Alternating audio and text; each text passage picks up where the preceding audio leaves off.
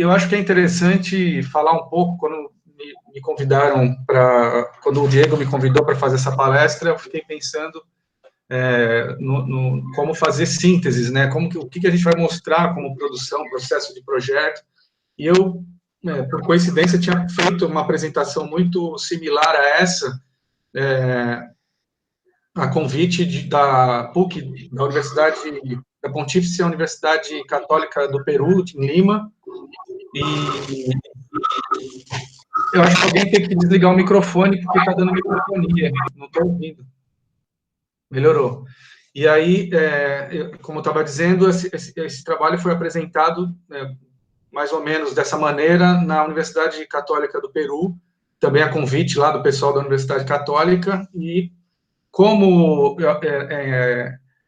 eu acho que é meio que indissociável a geografia, o lugar, com relação ao projeto, a influência que o lugar tem, é fundamental para a gente entender o contexto da produção da arquitetura, e vice-versa, quando você produz arquitetura, você está totalmente relacionado com o contexto e com a geografia, a gente vai abordar nesse sentido essa questão. Portanto, esse título, Geografia Líquida, a técnica como superação, é uma espécie de provocação para mostrar que, na verdade, a gente consegue superar os problemas através da técnica desde tempos muito antigos, e é evidente, todo mundo sabe disso. E aqui eu só queria usar isso como uma metáfora para mostrar o contexto da nossa produção. O nosso escritório, que é o Costa e Macedo Arquitetos, é um escritório que a gente começou a trabalhar de maneira autônoma em 2005, e a gente pode classificar, vamos dizer assim, em 3 períodos distintos, né, nesses 15 anos de produção, e começando em 99, que eu me formei na Faculdade de Arquitetura aqui de Santos, da Universidade Católica de Santos, e a minha sócia, a Cristiane Costa, que também é a minha esposa, ela se formou 1 ano depois. E a gente começou a trabalhar de fato, de maneira autônoma, em 2005. E não se faz arquitetura sozinho, todo mundo sabe disso, cada vez mais está mais claro. A gente gosta muito dessa foto que está aqui em cima, na direita, que mostra a produção desse trabalho. Então, foi de um concurso que a gente estava fazendo, então ela é muito expressiva nesse sentido de que se faz arquitetura com muitas mãos, e a gente, enquanto grupo, é muito mais forte, enquanto coletivo, é muito mais forte do que individualmente, né? E gerenciar um escritório de arquitetura nunca é uma coisa fácil, né? E ainda mais num cenário de uma produção que é pautada por altos e baixos, e também está muito relacionada com a economia. Então, de uma certa maneira, o fato de eu ser professor, acabei não falando sobre isso, mas eu e a minha esposa, nós somos professores na Universidade Católica de Santos. Ela dá aula de plástica e projeto, e TC, e eu sou professor de projeto de arquitetura e também TC, que é o trabalho de curso, aqui em Santos. E na Escola da Cidade é a mesma coisa, eu dou aula de projeto de arquitetura na Escola da Cidade, e também sou orientador do TC lá na Escola da Cidade. E essa relação entre a academia e o cotidiano, vamos dizer, lento, de evolução lenta e cheia de dificuldades do escritório, é o que é o mais interessante destacar, porque é o que alimenta, é o que nos motiva a continuar pesquisando, é o que nos motiva a continuar incentivados assim a produzir a melhor forma possível, né, de arquitetura que vai sendo nos apresentada, que nos vai sendo encomendada. Então, a gente trabalha com concursos, trabalha fazendo projetos para iniciativa privada, e ultimamente a gente tem feito muitos projetos de caráter público, como escolas, creches, UPA, pequenos hospitais, e isso teve, nos últimos anos, teve muito relacionado com a nossa produção. E aqui está o contexto, o conjunto de pessoas que trabalham com a gente lá no Costa e Macedo Arquitetos, desde que ele foi formado. Não são muitas pessoas, são todos ex-alunos da FAUS também, que se formaram arquitetos, que agora estão com seus grupos de projeto também aqui pela cidade, em São Paulo, alguns trabalhando em grandes escritórios, que é um orgulho muito grande, tem ex-aluno nosso, ex-colaboradores lá no NIT Arquitetos, no UNA Arquitetos, a gente sempre fica muito feliz com isso. Então, continuando, esses primeiros 5 anos, que são os anos de formação, foi muito marcado por esse projeto do Museu da Tolerância, que foi um projeto que a gente ganhou o 2º lugar, então foi meio que uma surpresa, o primeiro concurso, 2º lugar, ficamos super animados, mas depois a gente viu que era meio que sorte de principiante. Não, brincadeira, mas, na verdade, foi a começar com o pé direito, assim, porque a gente estava junto com um professor que era um cara muito relacionado com Artigas, que era o professor Edgar Dente. Em seguida, a gente fez a primeira escola, Passo Sobrinho, trabalhamos junto com uma equipe de restauração do Teatro Guarani, que estava em ruínas, aqui em Santos, que está aqui no meio da tela. Depois a gente pegou esse edifício aqui para fazer um edifício muito alto, e aí a gente começou a ter contato com essa questão da técnica, para resolver problemas de fundação, né, técnicas tanto de edifícios altos, como estruturas super complicadas, e associada com um tipo de solo que vocês vão ver bastante complicado também. E aqui, por último, nesse período de formação, a gente pode destacar esse edifício IP, também está construído já desde 2011, vai fazer aí 10 anos. Na segunda fase que a gente colocou assim, classificou, que é essa fase meio que de consolidação, a gente conseguiu recurso para estruturar um escritório e manter um escritório aberto, e aí, dentro dessa estrutura, a gente conseguiu juntar mais gente, associando para fazer concursos, então a gente conseguiu lograr aí menções honrosas, né, na sede da Confederação dos Municípios de Brasília. Depois a gente conseguiu no Prêmio Jovens Arquitetos, que é aquela premiação do IAB para arquitetos até 40 anos, a gente conseguiu um 3º lugar. Nessa época, quem estava para deixar a gente mais feliz ainda no júri foi o Ângelo Butti, e aí eu lembro que a gente ficou super empolgados, assim, né? Aqui no meio a gente tem uma casa container, que era um concurso na Austrália, e como nesse processo de consolidação a gente continuou pegando esses edifícios residenciais altos e de médio e grande porte, que continuou nos alimentando, vamos dizer, e permitindo que a gente continuasse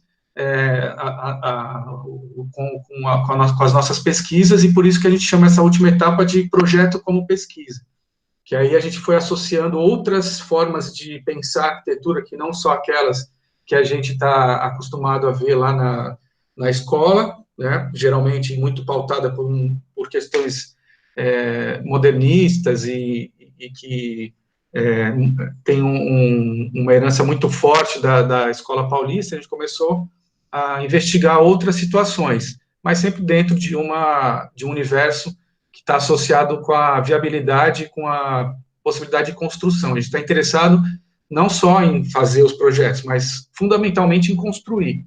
Então, para construir, existem uma série de questões que são muito mais, que vão muito além só do projeto.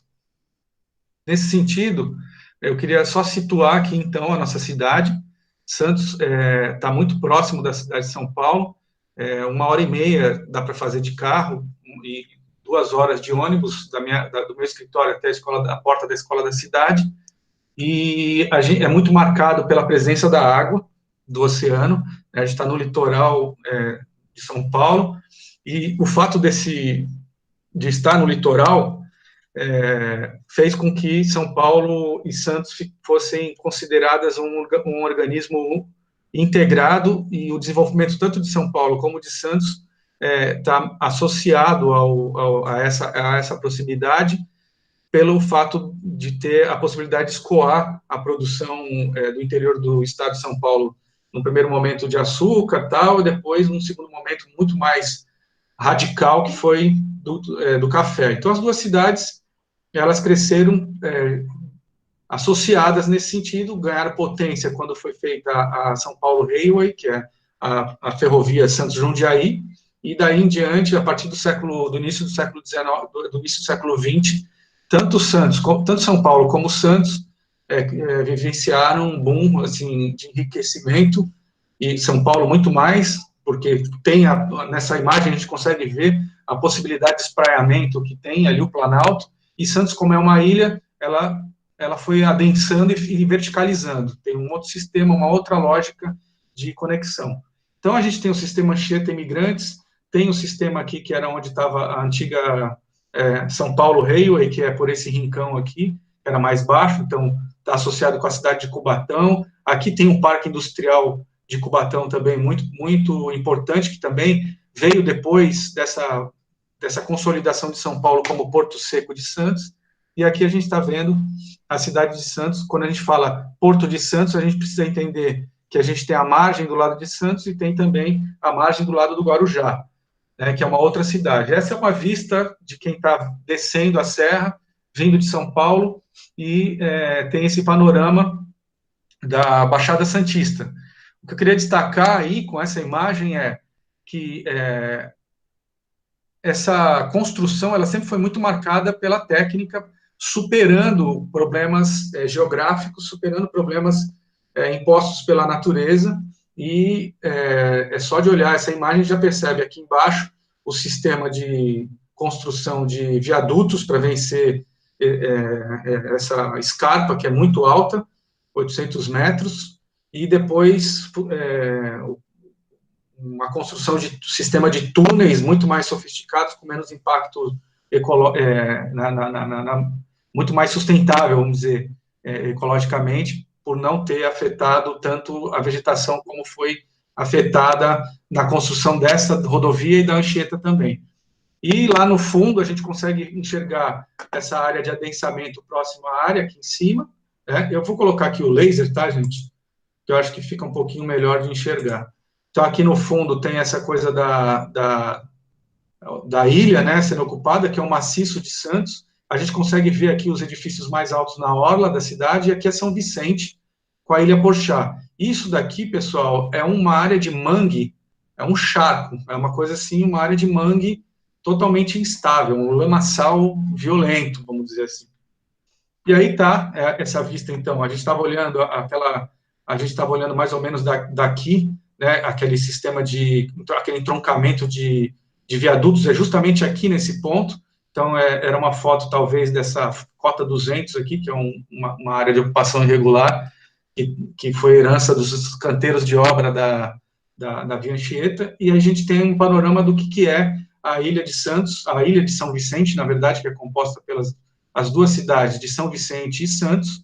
Então, aqui está ao lado do porto, aqui está ao lado a margem norte do porto, que é do lado da cidade de Guarujá, que está nesse lugar aqui.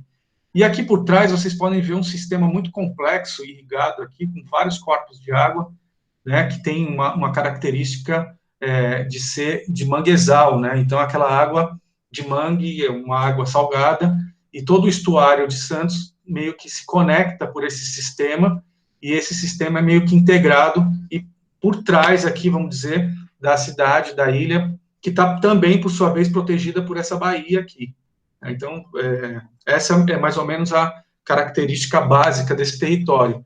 E, como eu estava dizendo, a construção a natureza dessa paisagem é composta desse tipo de vegetação, né? Então, você vê que tem uma areia aqui que é uma areia mais escura, porque ela é uma areia muito fina, e aqui é uma vegetação de mangue que tem essa característica de possuir essas raízes altas. E está sob efeito de maré. Toda vez que a gente fala do litoral, da relação com o mar, a gente tem que lembrar que tem um efeito de maré, e o efeito de maré está associado com uma variação na altura da água, que é importante e exerce bastante influência no lençol freático desses lugares. O lençol freático é aquela capa de água que fica logo abaixo da superfície. Em alguns lugares, essa capa de água é mais rasa, em outros lugares, essa capa de água é muito mais profunda. E aqui tem um panorama, vamos dizer, dessa margem norte aqui do porto, vinculada à cidade do Guarujá, e aqui é a cidade de Santos, com essa ênfase de verticalidade muito mais aqui na orla da praia, por questões meio que óbvias, né, de ter essa relação direta aqui com o mar. Aqui a gente consegue ver a orla da Praia Grande também, e lá no fundo a gente vê a escarpa, né, do Planalto, inclusive dá até para ver algumas coisas, construções ali, né, a cidade de São Paulo está lá por cima, com uma certa proximidade aí em relação à cidade de Santos, o que nos faz mostrar, fundamental, essa relação. Então, se a gente imaginar que a ilha de São Vicente está colocada aqui entre a plataforma continental, né, e essa grande planície que se forma até chegar na escarpa da Serra do Mar, com essa altitude aí de 750, 800 metros de altura, você tem uma situação, uma condição de geografia que vai estar muito associada às pressões que a maré exerce nesse lençol freático aqui, nessa parte de baixo, e aí vocês vão entender por que já já. Então, a gente está muito associado com essa relação da água. Inclusive, Santos passou a viver uma situação curiosa, que é uma situação agora nós temos alertas de ressaca do mar, porque cada vez mais o mar está invadindo a cidade, tem invadido lugares que não invadia antes, e a cidade ela começa a ter um movimento de contenção dessas marés, existe um movimento já de uma preocupação de manter as marés sob controle, e a gente passou a ter esses alertas. Então, anteontem mesmo, teve um alerta desses, mar alto, e ele invadiu a cidade, quando invade, ela invade subsolo dos prédios, e é uma coisa complicada, porque tem grandes prejuízos lá com coisa de carro e tal, mas também ela, quando aumenta e está associada com esse fator da natureza, ela vai também prejudicar fundamentalmente, de uma maneira muito mais radical, as pessoas que moram em áreas menos privilegiadas, como, por exemplo, o pessoal que mora em áreas sobre palafitas. Então, quando inunda para o lado de lá, realmente não é que o cara vai perder o carro, ele vai perder tudo. Então, é triste, assim. Aqui ainda a gente tem esse problema, apesar de parecer que é uma cidade muito consolidada. E aqui a gente destacou o seguinte, olha, para estruturar essa conversa, a gente separou dois instrumentos muito básicos de construção, que é a régua de nível e o prumo, e começando pela régua de nível, e fazendo uma analogia, a régua de nível pode estar muito bem associada com os canais que foram construídos aqui em Santos, que são canais de drenagem construídos a partir da primeira década do século XX, entre 1905 e 1912, lá em 1910 inauguraram o primeiro canal. Esse projeto foi feito por um engenheiro sanitarista conhecido como Saturnino de Brito. Ele não só fez aqui, mas também fez em outras cidades, inclusive cidades do interior de São Paulo, projetos de drenagem. E esses canais, qual que é a função dele, né? Porque muitas vezes o pessoal escuta falar dos canais de Santos e tal, eles são canais de drenagem para manter o controle da altura do lençol freático em Santos, que é muito aflorado. Se você cavar 1 metro, ou às vezes até menos, você já encontra água. Então, o que esses canais configuram aqui para a nossa cidade, né? Você vê que a mancha urbana, ela estava querendo se expandir para essa área, mas essa área aqui era inabitável, porque era um lamaçal, era impossível de se construir qualquer coisa aqui. Como eu mostrei para vocês aquelas imagens do mangue lá. É exatamente aquilo, aquela areia escura, fina, em constante suspensão e com área de alagadiça o tempo inteiro. E Saturnino de Brito, portanto, teve propôs esse projeto. Então, tem aqui algumas seções de canais que elas vão variando de acordo com a localidade. E junto a isso, olha, junto a essa grande máquina hidráulica drenante, né, uma máquina que drena e viabiliza a ocupação da cidade, na verdade, ela, além de fazer isso, além de drenar, ela serviu de vetor de crescimento e orientação da própria ocupação da ilha. Então, aqui a gente percebe que os canais, eles são muito marcantes. A gente tem 7 canais colocados na cidade. Esse aqui é um projeto que era do Saturnino de Brito, não foi executado exatamente assim, mas é muito parecido com isso.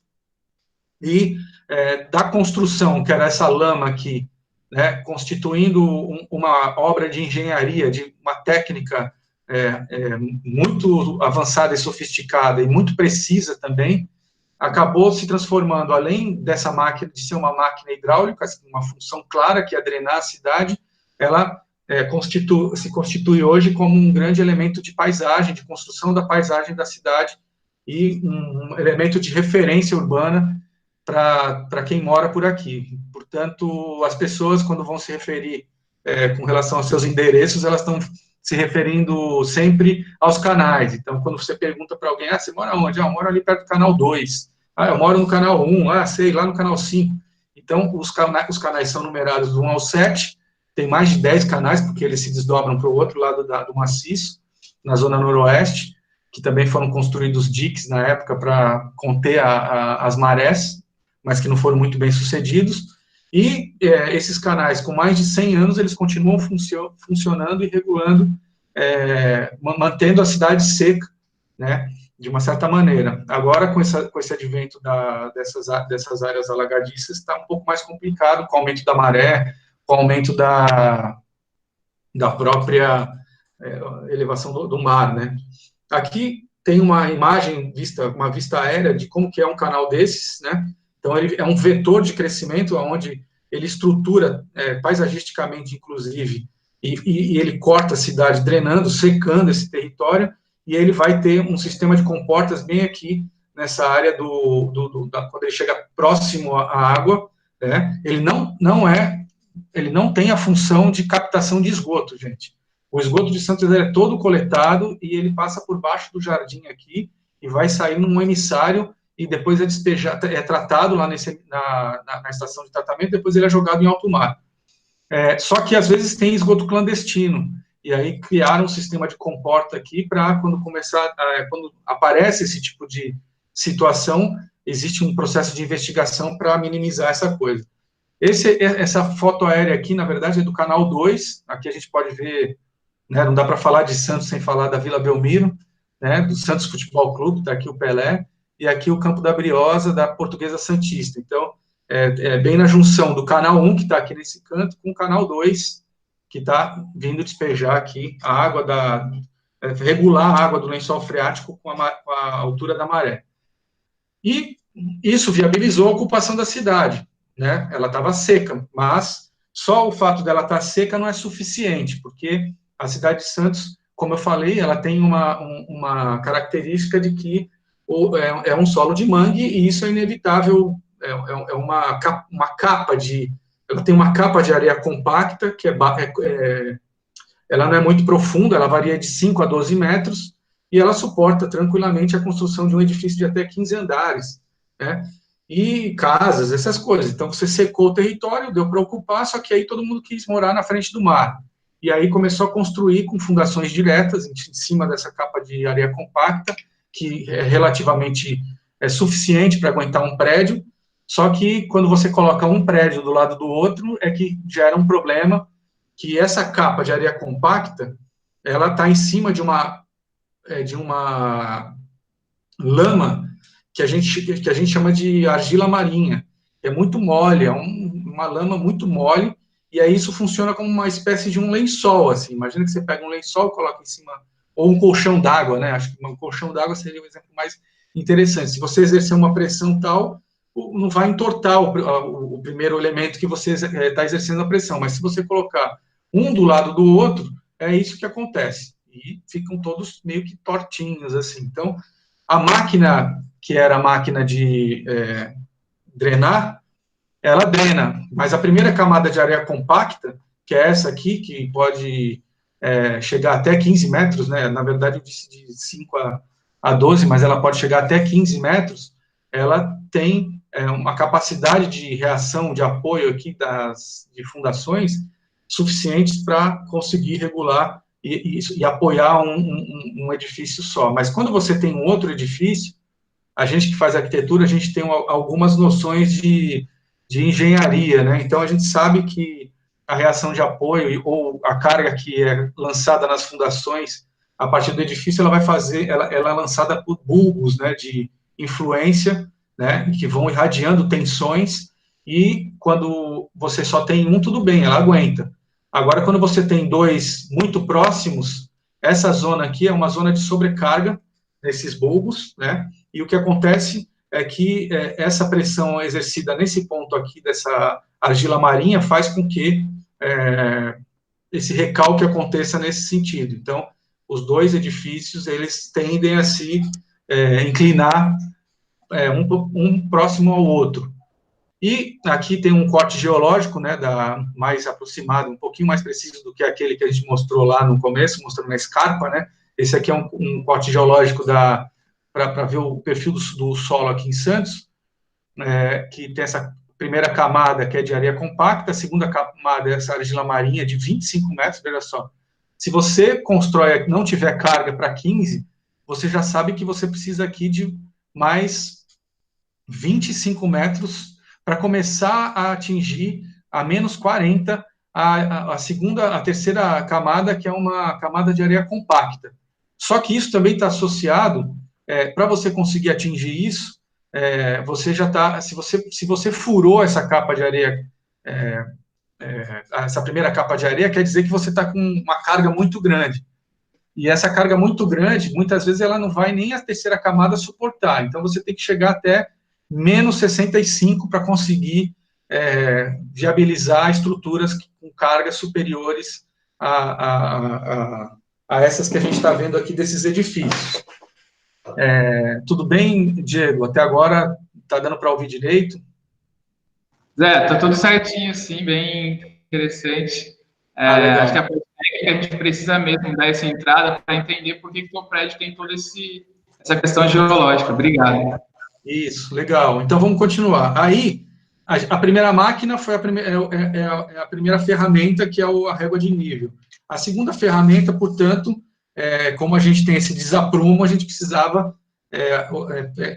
colocar essas coisas no prumo, né? Então, usando uma ferramenta de prumo, a analogia essas são as estacas profundas, construídas para grandes profundidades, que elas muitas vezes vão além dos menos 65 metros, e são elas que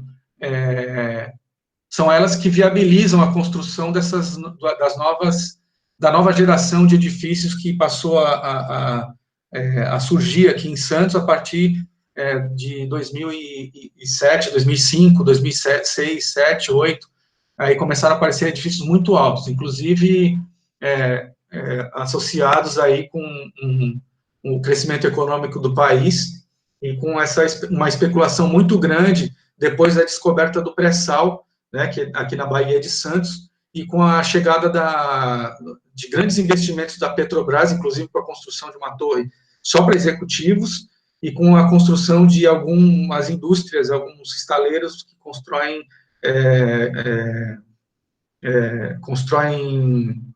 ponteiras de escavação de poço de petróleo em alto mar, inclusive construindo plataforma de petróleo. Tem aqui uma empresa chamada Saipem, e aí isso trouxe uma grande expectativa. Os túneis da Imigrantes também, que agora de São Bernardo do Campo até aqui, até a praia, dá 35 minutos, então todo o ABC paulista ficou muito próximo, e isso gerou uma expectativa, uma especulação imobiliária muito grande. Os edifícios, então, os terrenos ficaram muito caros, e aí você precisava construir em grande altura para conseguir viabilizar toda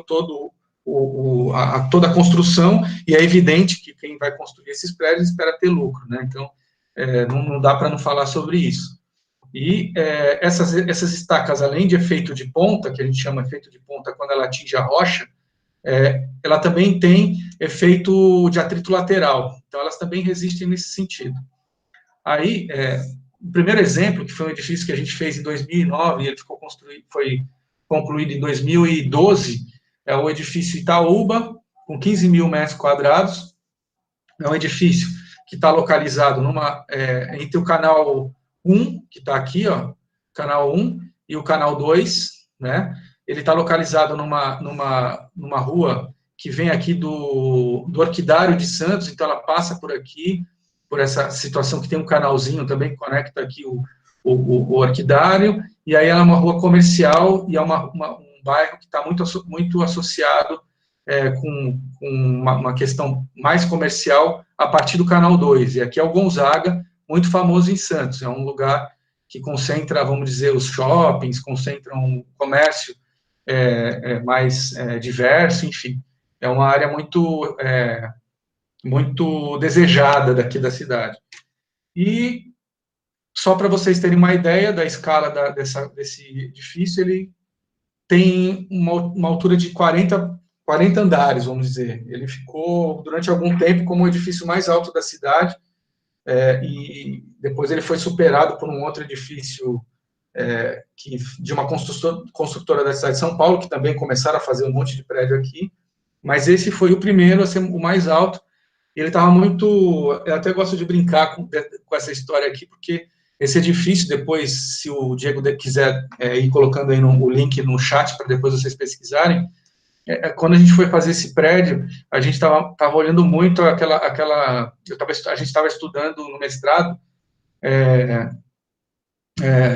as construções na ilha de Kop van Zuid, na Holanda, e tinha um edifício que era muito legal para a gente achava muito bacana, que é aquele edifício Montevidéu, do escritório Mecano, que está bem nessa ilha, na ponta da ilha. Ele é um edifício que vai fazendo um escalonamento e uma composição que era um pouco diferente do que a gente estava fazendo por aqui. Então, teve uma influência desse edifício, e ele também tinha uma característica que ele tinha 17 ou 18 unidades diferentes umas das outras. Ele era muito difícil de também estruturar o projeto executivo. Além de ser muito alto, todas as unidades eram duplex.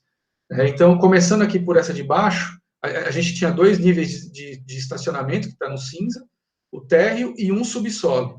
E, a partir daí, a gente tem esse conjunto de apartamentos, que, conforme o edifício vai ficando mais esbelto, vão surgindo apartamentos que também têm outras características, como, por exemplo, essas varandas, que podem ser terraços que estão incorporados nesses apartamentos.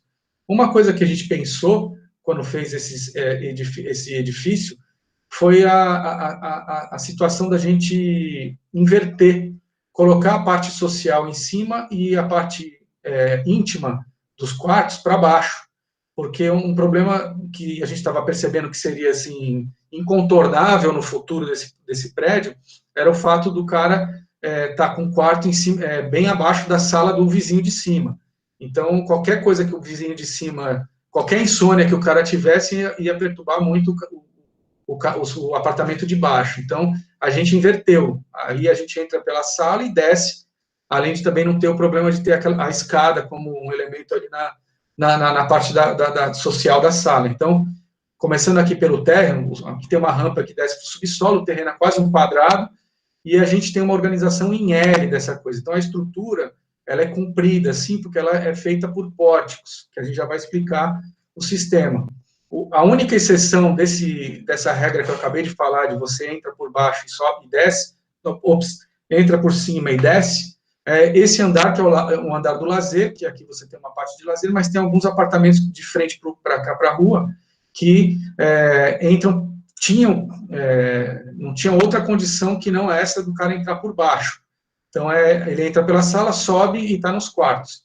E aí vocês vão vendo que tem uma certa regularidade, um ritmo, né, de módulo, imposto não só para tentar racionalizar as unidades, mas também para viabilizar a estrutura, o processo de construção da estrutura.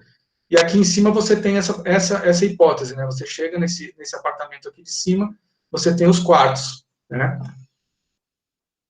E aí... esse já é o convencional, é a parte de baixo do apartamento de cima. Então, nesse apartamento, você entra por cima, você desce, você chega nesse apartamento, que é nesses quartos aqui. Portanto, não tem interferência do vizinho na área social dele, ele pode fazer festa até tarde, porque ele só vai fazer barulho no quarto dele mesmo.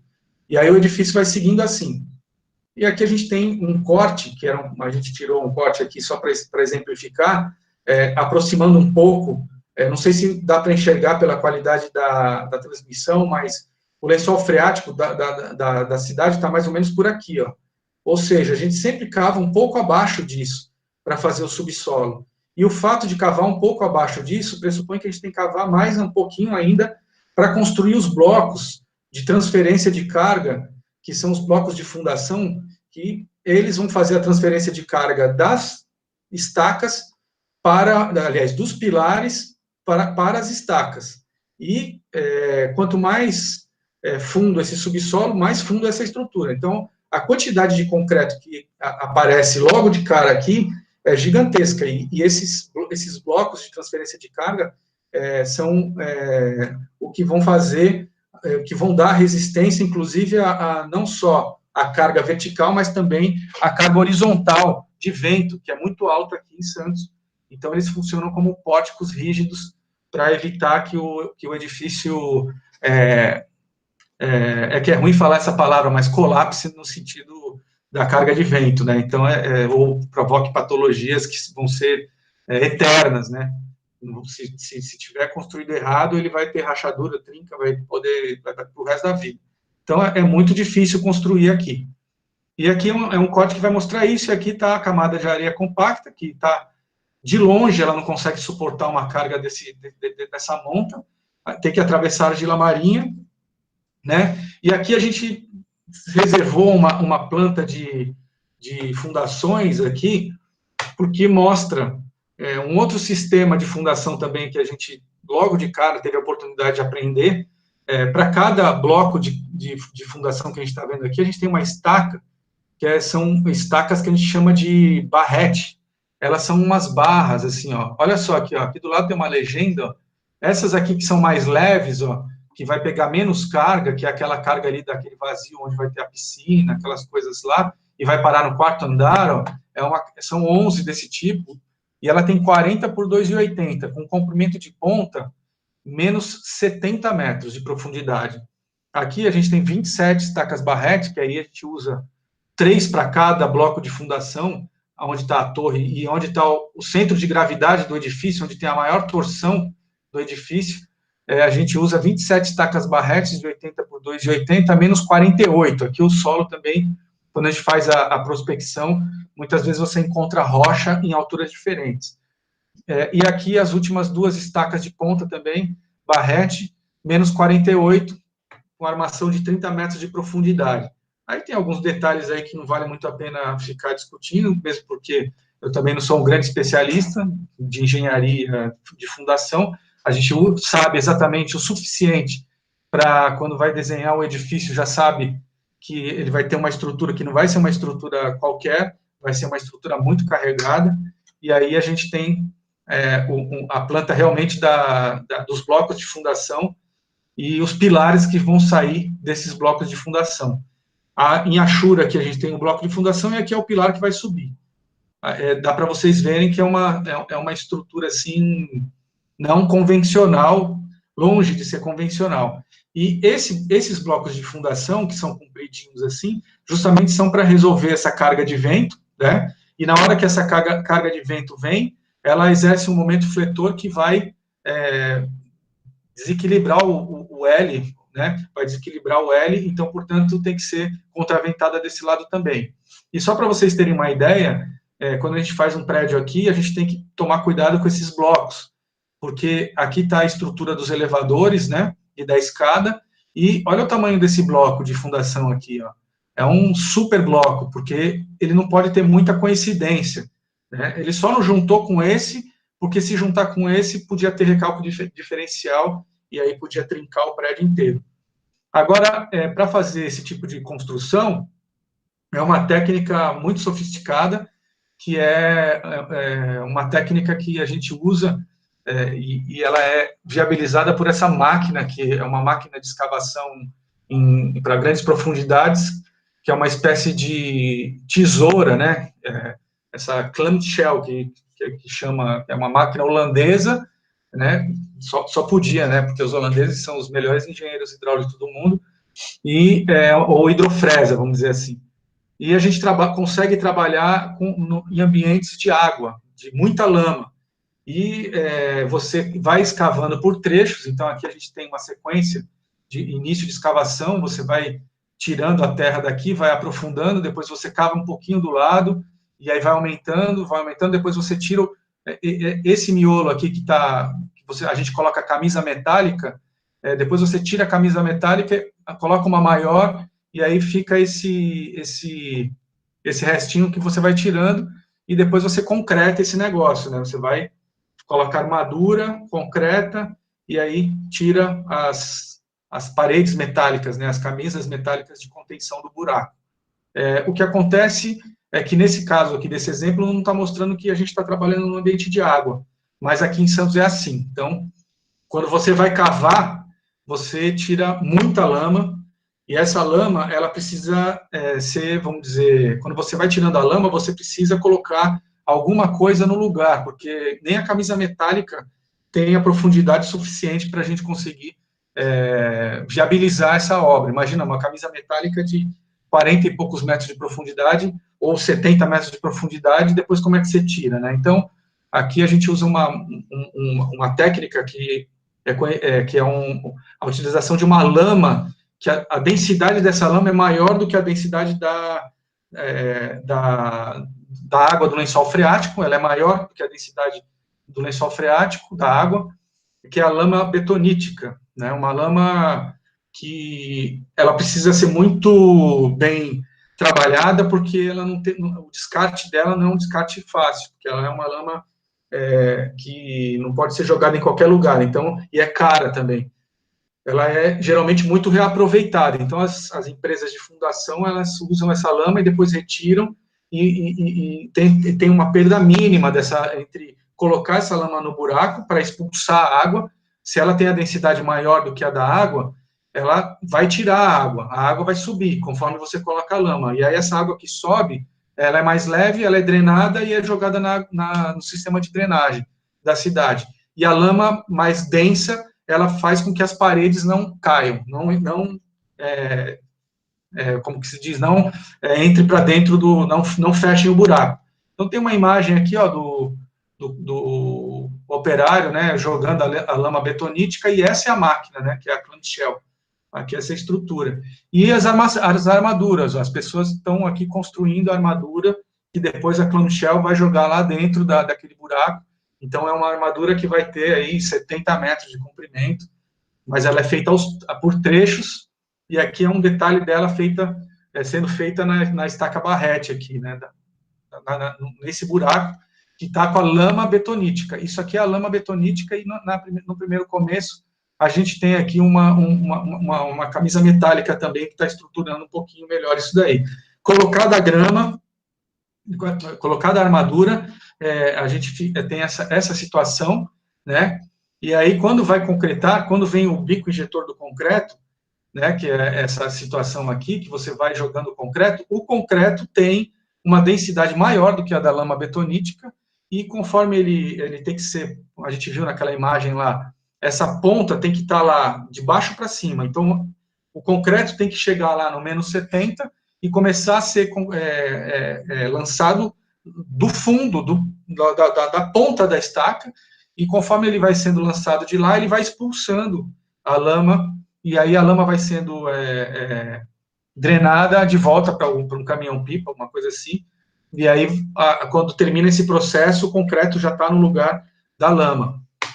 Então, aqui está a ponteira de concretagem indo lá para debaixo, né, porque aí você coloca ela lá no fundo e depois você vai tirando conforme você vai concretando. Depois que faz isso, você faz um teste de carga, né, aqui eles estão rompendo a cabeça das estacas, porque você precisa romper a cabeça das estacas, porque geralmente é um concreto que não é muito bom, que fica aqui em cima, que ainda está muito misturado com a lama, muito frágil, e aí, ao mesmo tempo que você rompe a cabeça da estaca, você já deixa esses arranques para construir o bloco de fundação. E depois é só construir o edifício.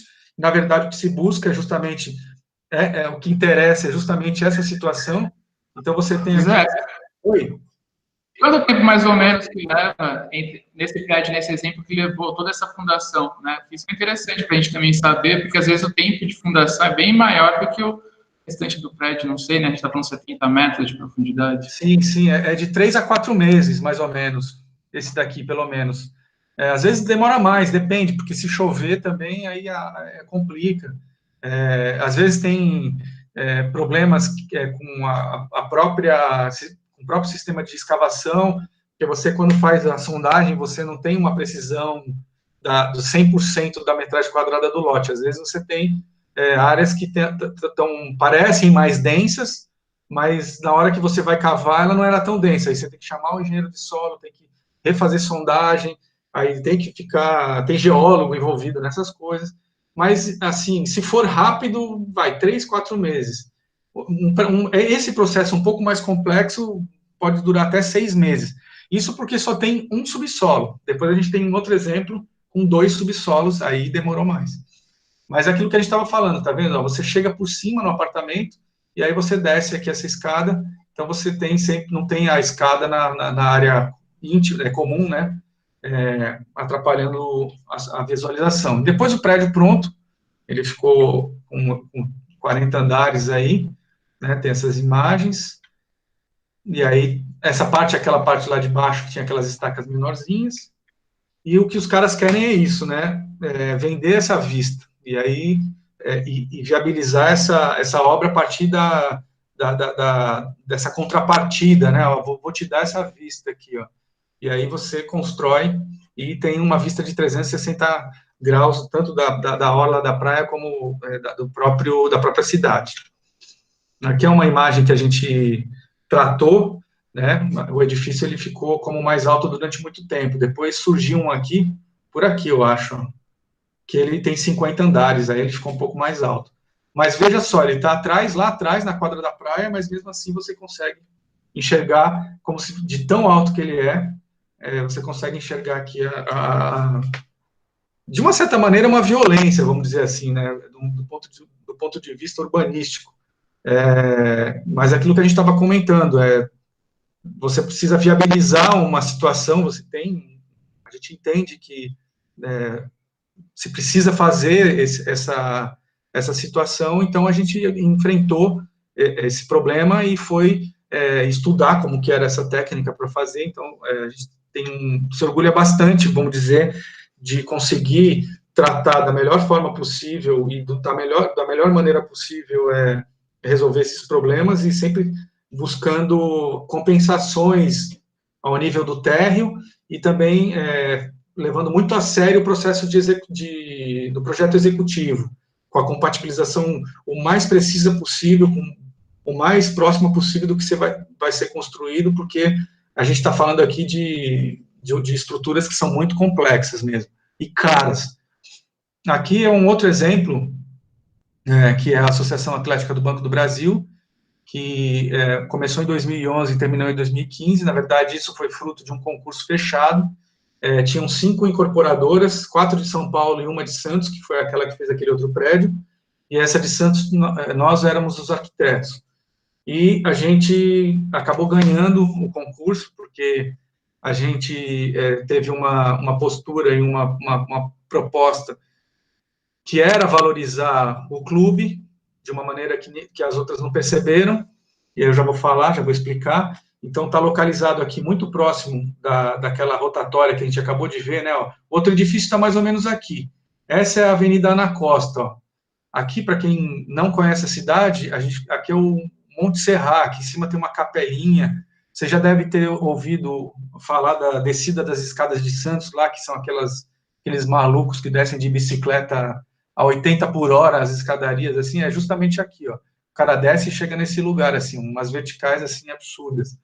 Então, aqui é o Monte Serra, e essa é a avenida mais, vamos dizer assim, charmosa da cidade, né? É meio que o orgulho de quem mora por aqui, porque é uma avenida que é larga, tem uma sequência de palmeiras imperiais, é super bonito, e chega no final aqui, tem uma praça de bandeiras, uma praça também, que é a Praça da Independência, que a gente chama, e aqui está esse clube, né, que ele fez esse concurso justamente por uma questão. Aqui está uma vista da avenida, na costa, né, e essa vista da Baía, onde os navios eles ficam aportados, ancorados aqui, esperando autorização para entrar no porto, que é legal também, porque quando você de noite olha para esse lugar, você vê outra cidade, assim, tudo aceso, né, tem momentos que você consegue ver isso, assim, quando tem bastante movimento no porto. E aí está uma imagem da Avenida Ana Costa, a verticalização, essas torres começaram a surgir, então, a partir daquela época que eu falei para vocês, estão vendo aqui, ó, ela vai surgindo vários edifícios altos, e o prédio da Associação Atlética estava mais ou menos por aqui, ó. E os caras fizeram esse concurso porque eles estavam cheios de dívidas, um clube que estava com uma área gigantesca, com poucos sócios com uma infraestrutura totalmente obsoleta para a realidade atual e com um custo altíssimo de IPTU, infraestrutura. Então, associar um aumento no custo de infraestrutura com a própria falta de sócios, vamos dizer, fez com que vários clubes daqui de Santos fizessem permutas e trocassem as suas áreas com essas incorporadoras para construir sedes menores e ceder parte da área para o incorporador fazer um edifício. Então, a gente foi lá, pegou o programa dos caras, qual que era, então, do lado esquerdo aqui em cinza, era o que eles estavam precisando, então eles já jogaram isso aqui para a gente, uma lista, né, do que eles já tinham lá, e o que a gente fez foi organizar essa lista e meio que a gente identificou de cara um problema que já tinha acontecido em outros clubes, que era o incorporador geralmente fazia a torre e incorporava o clube dentro desse edifício, fazendo um edifício de uso misto. O que acontecia, ou o que aconteceu, e que acontece ainda nesses clubes que fizeram isso, de incorporar, faz a torre e o clube está dentro. Os clubes, como eles não têm, eles continuam com problemas de sócios, é um outro tipo de vocação, o atual está meio que caindo em desuso, os próprios condomínios já são verdadeiros clubes, enfim. Os caras não conseguem pagar os condomínios, que geralmente são muito altos, porque vocês um clube tem uma área de, no mínimo, pelo menos 10 mil metros. Imagina você pagar um condomínio num edifício com uma fração de 10 mil metros. Então, é um condomínio que vai na ordem de 300 mil reais por mês, 200 mil reais por mês. Então, o cara não consegue pagar esse negócio. Então, a nossa ideia foi separar, de fato... Oi? Fala um pouquinho do diagrama, para como os alunos, você está falando de processo de projeto, pelo diagrama ali, né, um pouco do curso, esse diagrama, como que você separou? Acho que você ia comentar também um pouquinho, Zé.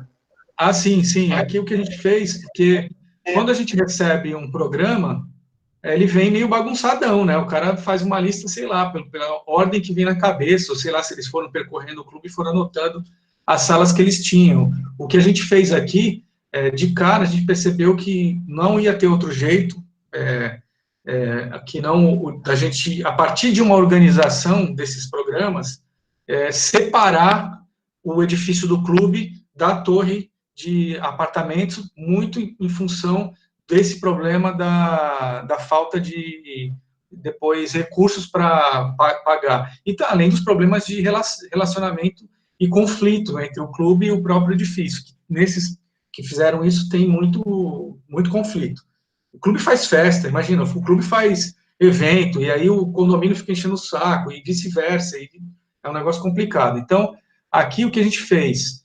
A gente organizou os programas por correlação e muito em função da técnica que a gente teria que adotar, que é a técnica construtiva, para conseguir vencer o maior vão desse edifício, que o maior vão desse edifício era uma quadra poliesportiva com arquibancada de 25 por 45 metros. Esse dado aqui, ó, é o que tem a maior relevância e foi o que meio que definiu toda a concepção do edifício. Não tinha como a gente colocar essa quadra num nível baixo. Ela teve que ir para a área da cobertura.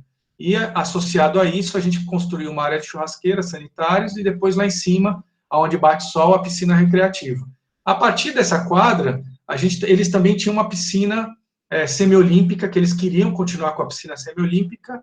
Então, imagina você jogar uma carga de água gigantesca lá em cima também, né, aquecida e coberta, com uma mini arquibancada, e além dessa piscina, eles pediram também outra piscina, que era uma piscina de hidroginástica, para ampliar a possibilidade de cursos ou de atividades que eles poderiam abrir para o público, porque até então o clube era só para os sócios que eram ex-funcionários da agência do Banco do Brasil. E aí eles começaram a perceber que, como esse tipo de modelo não estava funcionando, eles estavam com a perspectiva de abrir isso para outras, para a cidade, vamos dizer. Então, piscina de hidroginástica, aí depois espaços dos cursos com vestiários, academia, 300 metros quadrados de academia, artes marciais, sala de música, sala funcional, sala de idiomas, sala de artesanato, carteado, sala de sinuca. Então, a gente constituiu esse blocão aqui, entendeu que esses programas estão nessa mancha.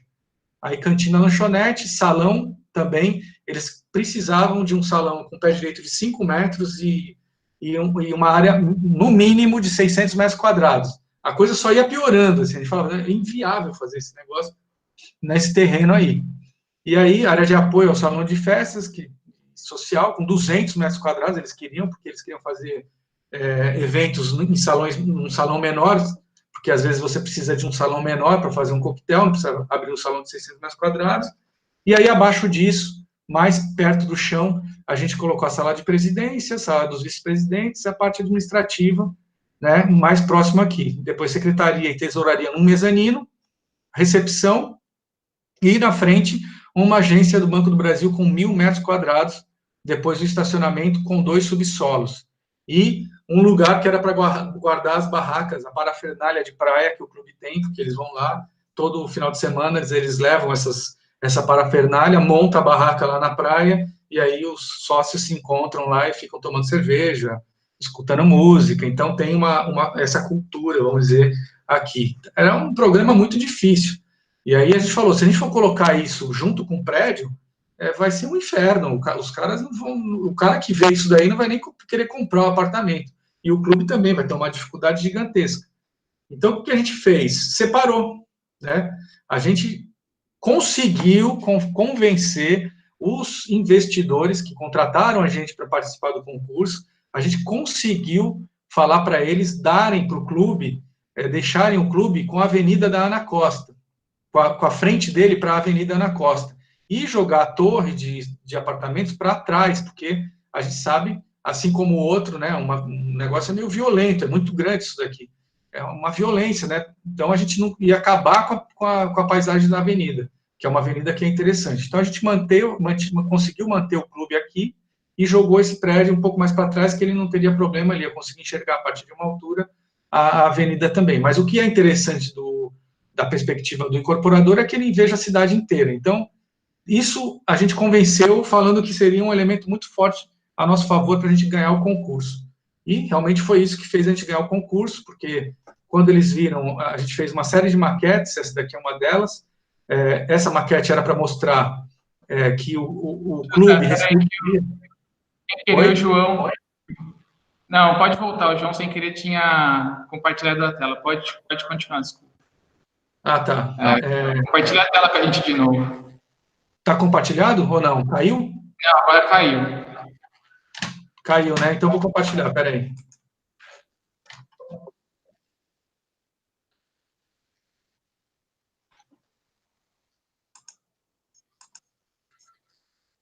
Eu vou interromper e vou compartilhar de novo.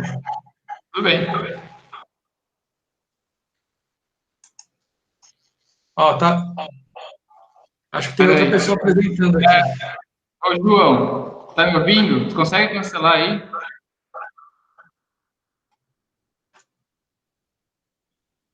Pode ir, Zé, desculpa. Vou...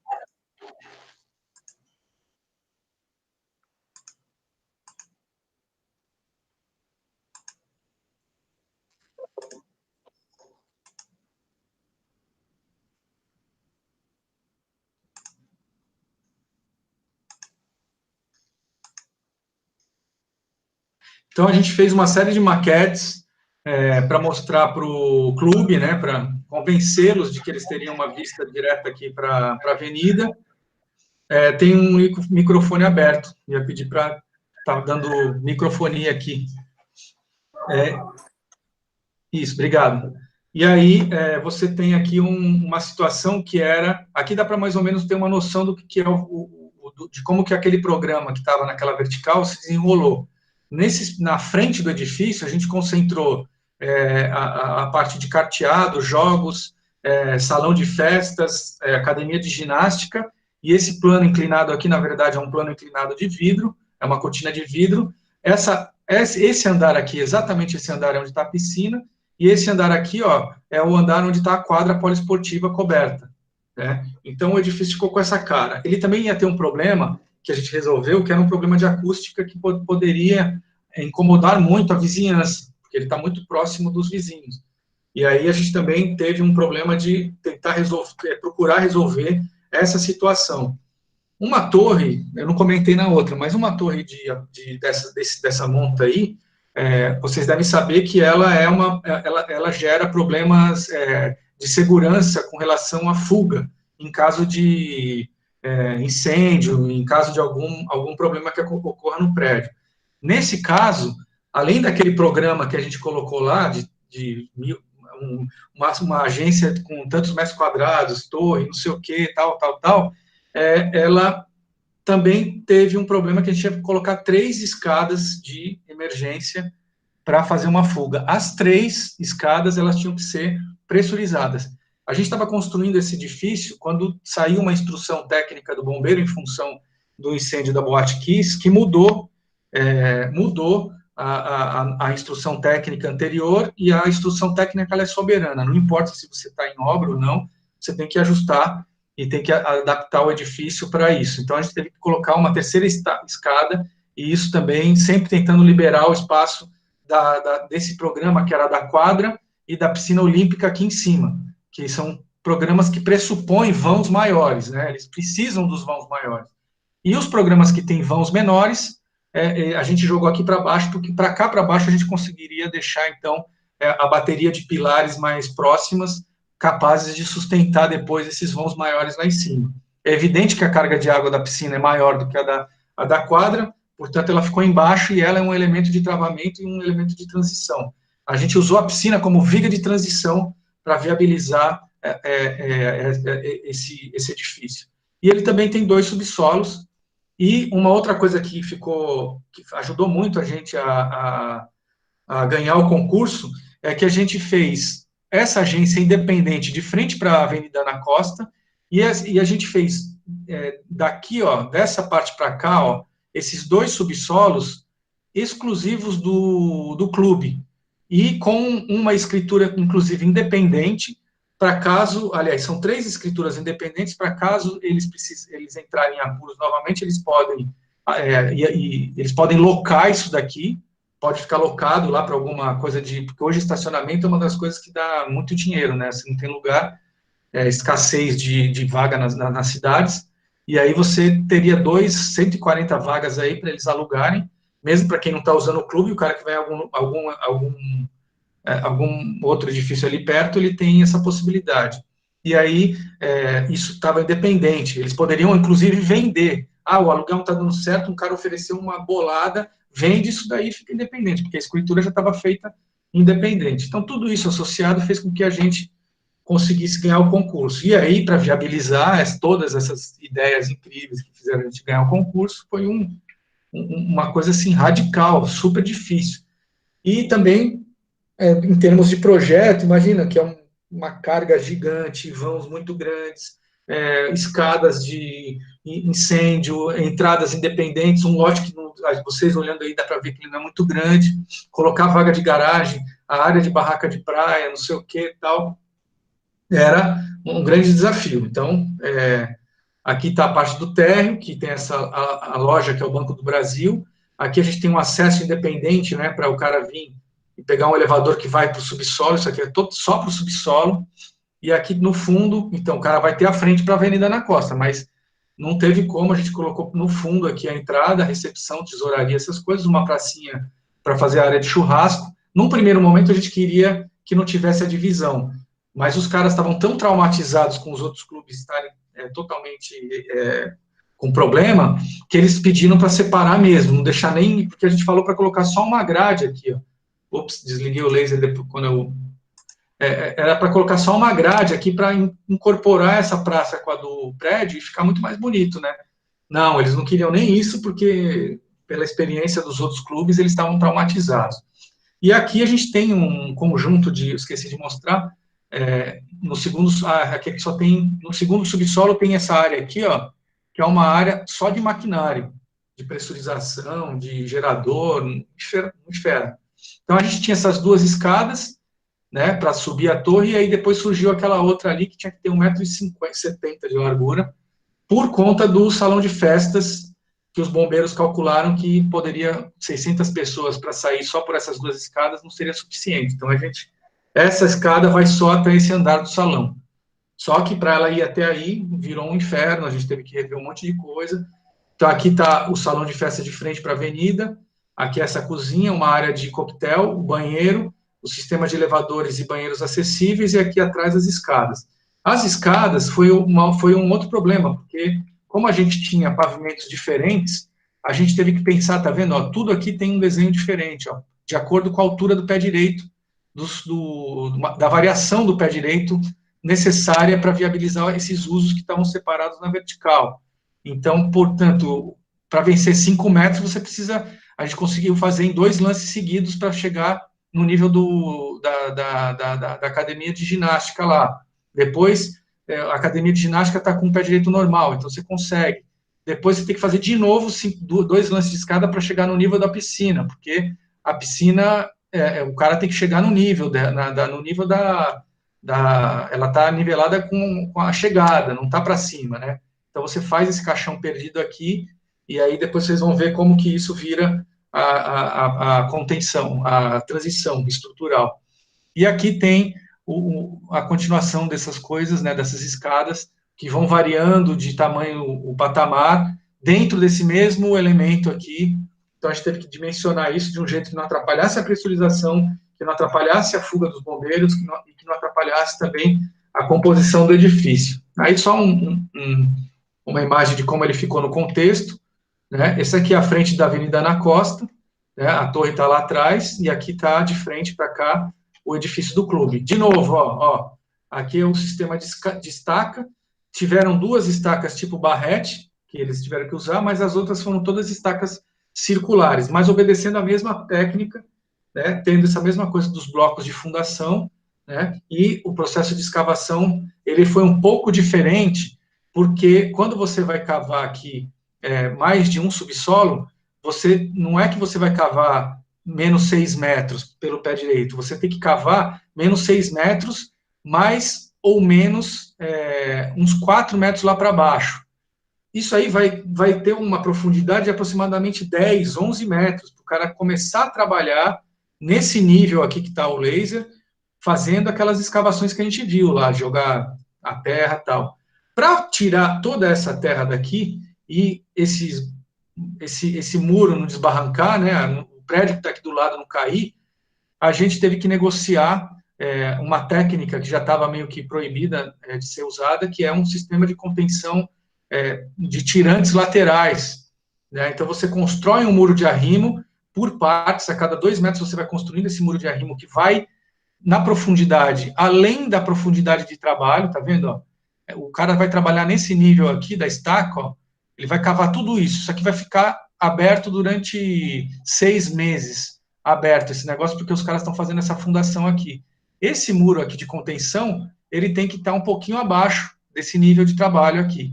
Só que como é que você sustenta a carga da fundação desse cara, a carga da fundação desse outro cara, mais essa água toda drenada aqui, porque ó, o lençol freático está aqui, ó, tudo isso daqui drenado, e segurar isso aqui para não cair aqui para dentro. Então, a gente conseguiu ser aprovado um tirante que foi colocado, um cuidado também que era para não afetar a fundação do vizinho, então você faz uma injeção e injeta o concreto lá na ponta, puxa um cabo, e aí faz uma cabeça aqui de travamento que tem um medidor de pressão, que aí você vai medindo se ele está sofrendo muita pressão ou não, para você ir controlando aí como é que está o movimento desse negócio.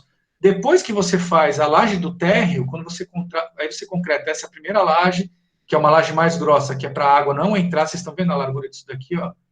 A largura dessas paredes elas têm 50 centímetros, e elas são chamadas de parede diafragma, que é uma parede que ela tem duas camadas, ela tem tem um vazio entre elas. A primeira é uma camada que recebe a água, que vai infiltrar de qualquer jeito, então ela é uma parede de sacrifício, e essa parede que recebe essa umidade escorre, e depois ela é bombeada para uma caixa de drenagem que vai ficar aqui embaixo, e aí essa da caixa de drenagem que está aqui embaixo vai para o sistema de água pluvial da cidade.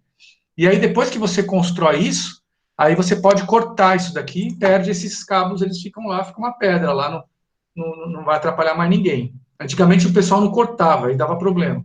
Imagina, você está com essa coisa aqui, aí o cara aqui é uma casa, você vai cavar para fazer um prédio, tinha lá um tirante de contenção. Então, esse construtor aqui tinha medo de cortar isso e derrubar o prédio do vizinho, por isso que foi proibido. Mas se você cortar depois, não tem problema. Então, aqui tem uma distribuição esquemática, né, era mais para mostrar essa coisa da contenção, da parede diafragma, e também aqui da laje de subpressão do subsolo, que ela também tem que ser muito grossa, porque isso daqui funciona como, exerce uma pressão violentíssima aqui, ó. A gente fez um projeto que também tinha 3 subsolos, que eu não estou mostrando aqui. E aí o que aconteceu foi que quando você tem 3 subsolos, o nível de trabalho fica fora da camada de areia compacta. Aí vocês lembram daquela coisa que a gente mostrou no começo, que era a geografia era isso aqui, ó, que tem o mar aqui, ó, que exerce uma pressão, ou seja, quando a maré subia, a maré exerce uma pressão na argila marinha que empurra a água do lençol freático para cima, ou seja, você começa a cavar além dessa areia compacta, quando mudava a lua, você tinha uma pressão dessa argila marinha que estava recebendo aqui do mar, ó, uma pressão tamanha que ela vinha para cá e começava a brotar, isso aqui ia estourar como uma rolha de champanhe. Imagina, você encontra um buraco que para sair a pressão, isso aí estoura como uma rolha de champanhe. E os engenheiros de fundação perceberam a tempo e evitaram uma tragédia, no caso desse outro projeto que eu acabei de mencionar. Nesse aqui não teve problema, o construtor nunca mais quis fazer 3 subsolos, e aí ele se restringiu aqui aos 2 subsolos com essa situação dos tirantes. Aqui é um outro corte, que é um pouquinho mais ampliado, e aí o processo de escavação de 2 subsolos, mas que também precisa da clamshell para fazer a parede diafragma. Aqui o cara está jogando a lama betonítica aqui, já para ficar no lugar da água, né? Aqui as máquinas, o processo de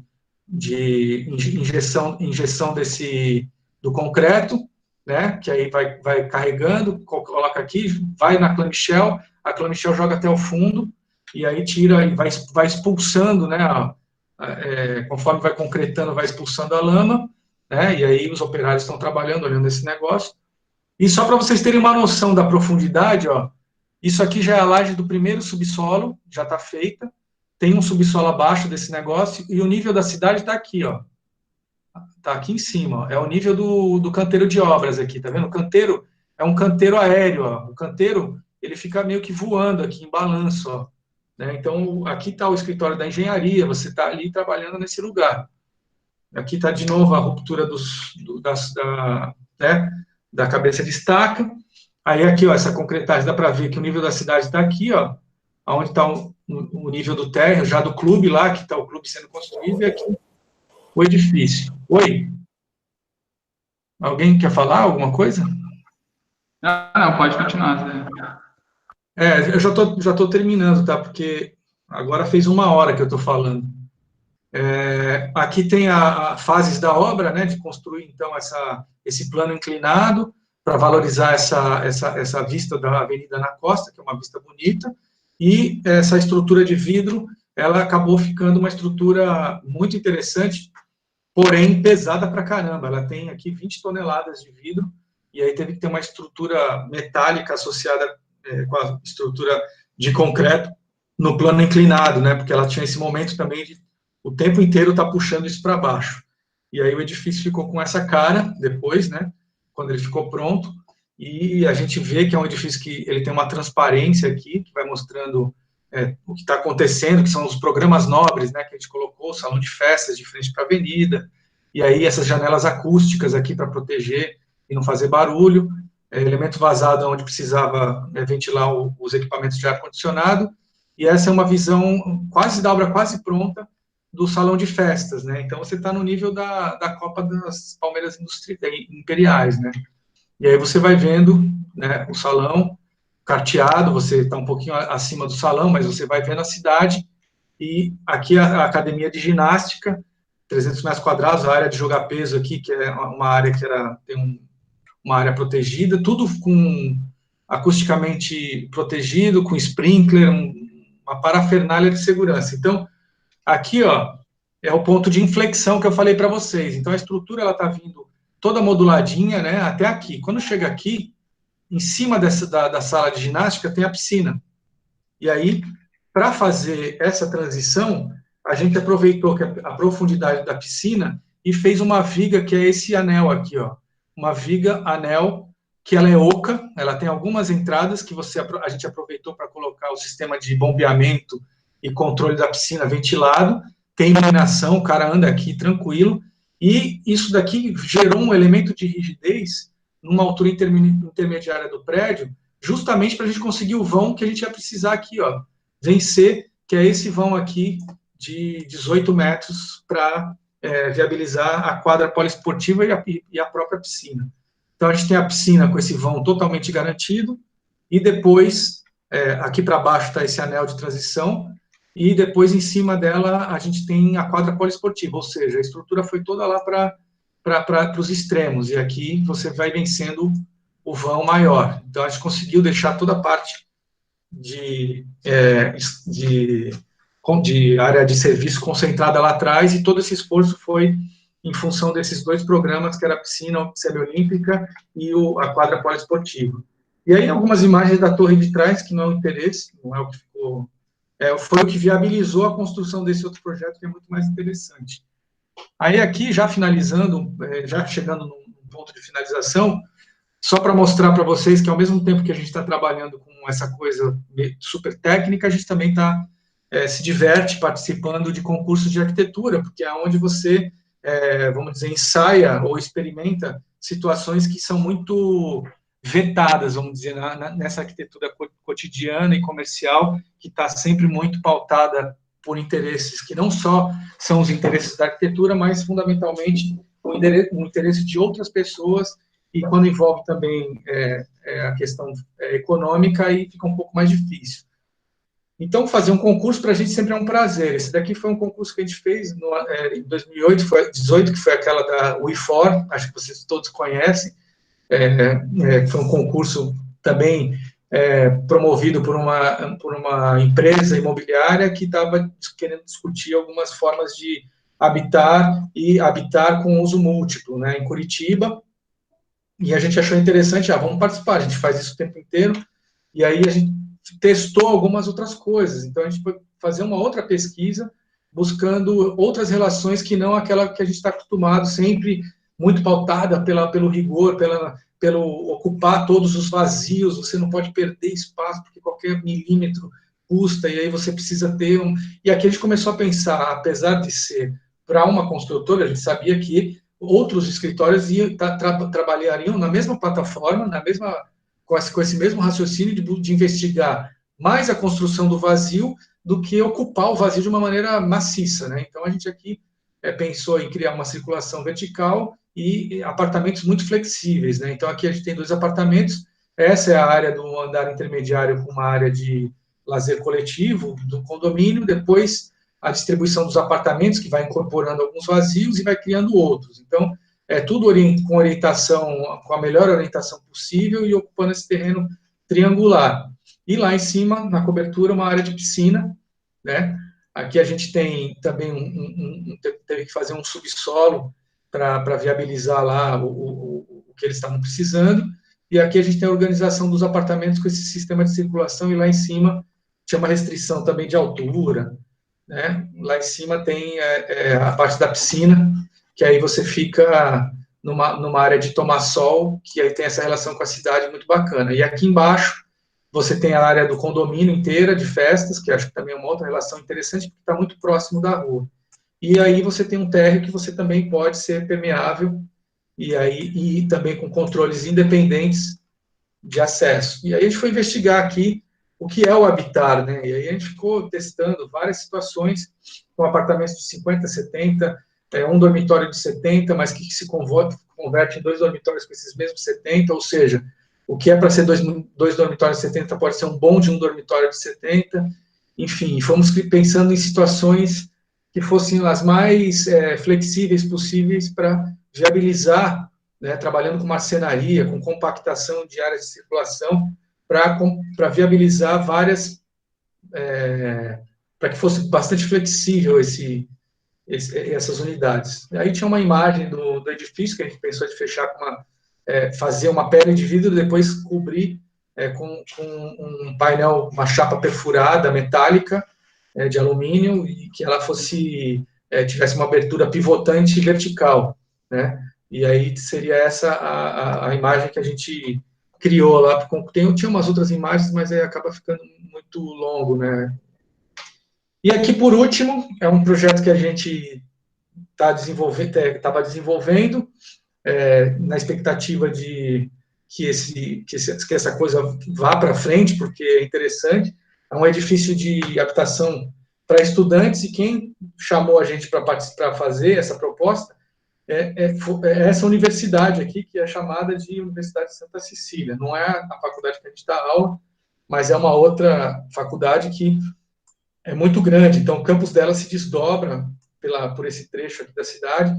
Aqui a gente tem um centro comercial que é muito conhecido aqui, que é o Supercentro Boqueirão, que é térreo.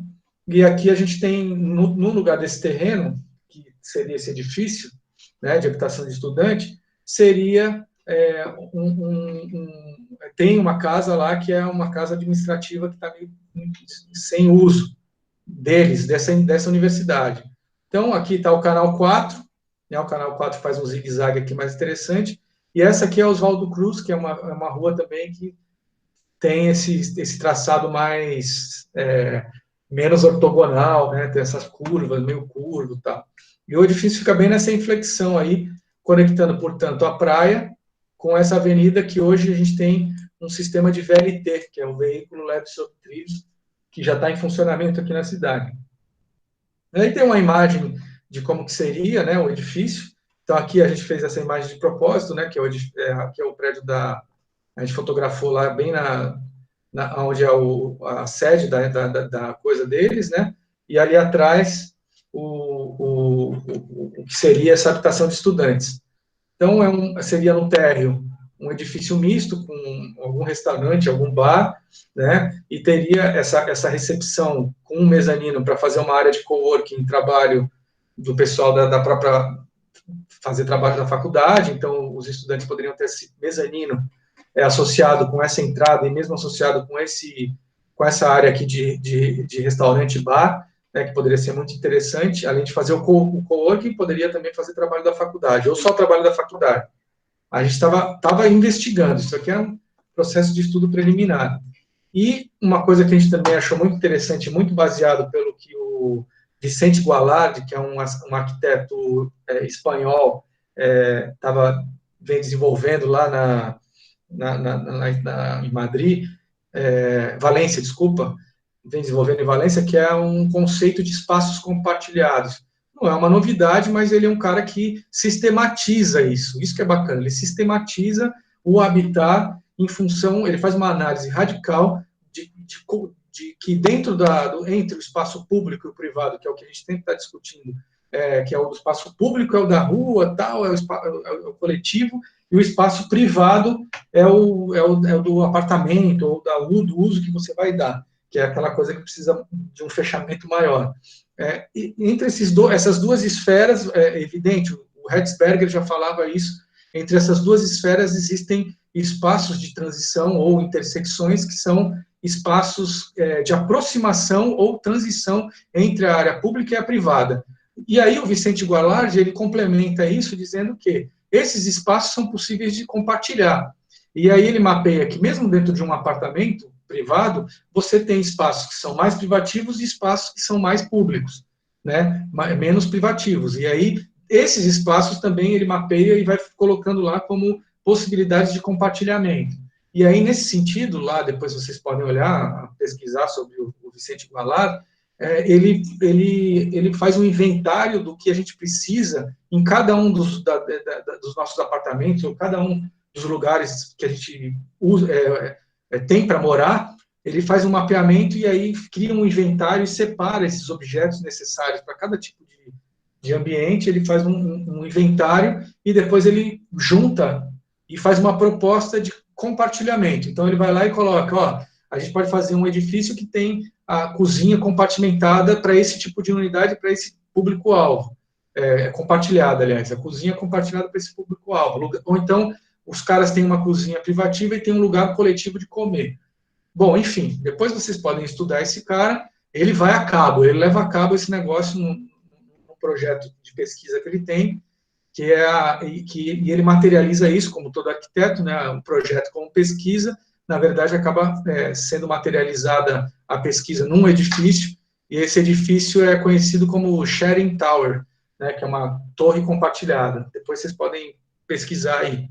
E a gente fez, por que eu estou falando tudo isso? Porque a gente pensou em fazer varandas coletivas, áreas de convívio coletivas, além daquelas lá do térreo, distribuídas ao longo dos andares, porque aqui em Santos você tem uma característica muito forte de que todos os apartamentos têm que ter varanda, porque se não tiver varanda não vende, ou se não tem varanda é muito complicado, porque o cara é muito quente, então tem que ter varanda. Aí a gente coloca a varanda, o cara vai lá e fecha com aquele sistema de Vetrosystem, que é uma coisa que está até fora da norma agora, né?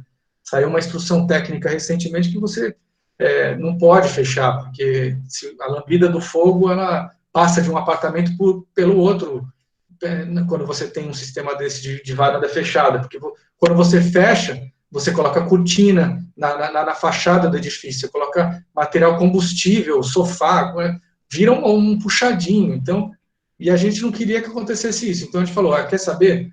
Vamos deixar sem varanda e a gente cria vazios distribuídos ao longo do edifício, alguns pontos que são pontos de compartilhamento também de lugares que vão criando uma situação de compartilhamento. Então, no segundo mezanino, aqui lá na cobertura, então, desculpa, aqui em cima daquele coworking da área de estudos, a gente colocou uma área aqui de estar também, com uma varanda, né, que aí tem sala de jogos, essas coisas, isso aqui faz um pouco mais de barulho, então a gente deixou aqui embaixo, tem esse peso de uma coisa de ginástica, um lugar dos caras ficarem, uma lavanderia coletiva, que o cara pode vir aqui colocar a roupa dele aqui nessa lavanderia e, sei lá, treinar ou jogar, né? Aí tem banheiro, uma infraestrutura mínima, com varandas aqui abrindo para a rua. Aqui é uma visão genérica do que seriam esses apartamentos, e aqui uma das varandas coletivas com vazio, né? E lá na cobertura, uma área de churrasco e de tomar sol para os estudantes, com um perfil, com um fechamento que seria uma tela metálica também, que afastaria essas pessoas dessa borda aqui com essa área de jardim periférica, né? E aí o edifício teria, a ideia era que ele tivesse essa cara, né, de que você vai construindo de acordo com as varandas e esses vazios, de acordo com o que você for subindo, né? Tem apartamentos duplex também nas pontas, tem apartamento normal, e aquela área primeira lá de acesso, o subsolo de estacionamento mínimo, também 1/3 das vagas, das unidades, porque considera na legislação como habitação social, que o estudante não precisa ter o carro lá, não precisa uma vaga para cada unidade. E aqui em cima tem uma citação lá do De La Sota também, que é um outro espanhol que a gente achou super bacana, o projeto, como ele fecha aquele colégio lá em Madrid, a gente até fez uma citação aqui. E aí tem essa condição essa relação com esse entorno imediato. E aí o edifício teria essa cara, que a gente ia aproveitar essas variações de aberturas para ir fazendo composição com a distribuição dos apartamentos. Lá em cima o fechamento, e aqui essa área no térreo mais pública e associada com essa rua, que é a Oswaldo Cruz. E era isso que eu tinha para mostrar para vocês.